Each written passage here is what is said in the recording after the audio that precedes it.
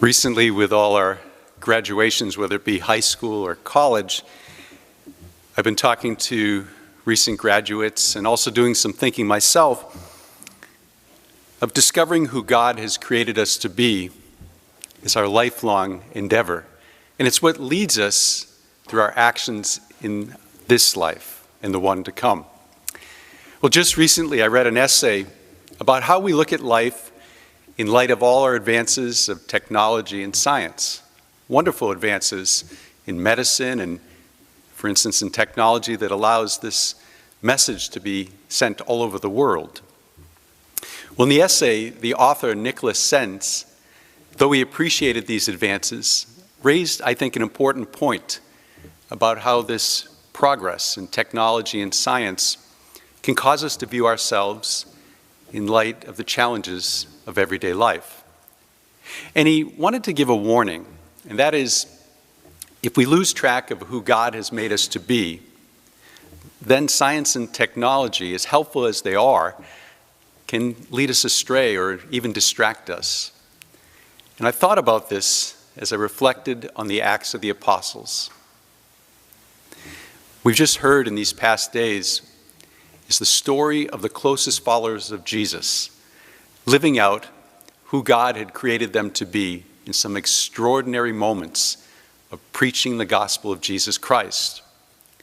These ordinary men understood who God had called them to be, and their actions followed, though at times, like us, imperfectly. Mr. Senz notes that in the past, the challenges in life was how to conform the soul to the realities of life. And the solution was found in wisdom and self-discipline and virtue. He observes that in the modern world, at times there is a different view, and that is to try to conform reality to the wishes of man. And to the solution is often sought in technology and science. Well, today there are many examples, as I said, of how science and technology are wonderful gifts to mankind. But he also noticed that at times we human beings try to change God's creation, including most notably human beings, to conform to our wishes. What the apostles embraced was that they were to be conformed to Christ.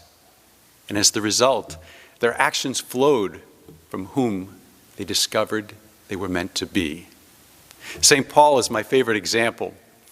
His understanding of his being was transformed, like ours can be, through encountering Christ. And so he went from persecuting others to being willing to be stoned for the faith. St. Paul didn't change his actions because the times changed, but because he encountered the person of Jesus Christ. And because of this, he was able to understand just who God had made him to be.